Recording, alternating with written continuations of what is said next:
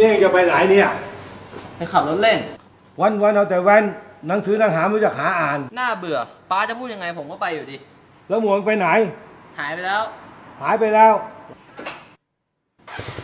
เอาหมวกป้าไปไม่เอาเกะกะถ้าเองไม่ใส่เองลงมาจากรถเดี๋ยวนี้ไม่ต้องไปเลย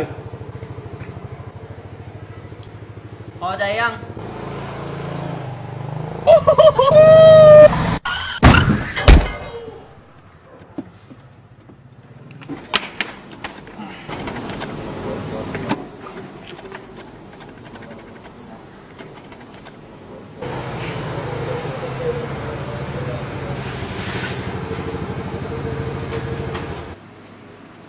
ขอบคุณนะป้า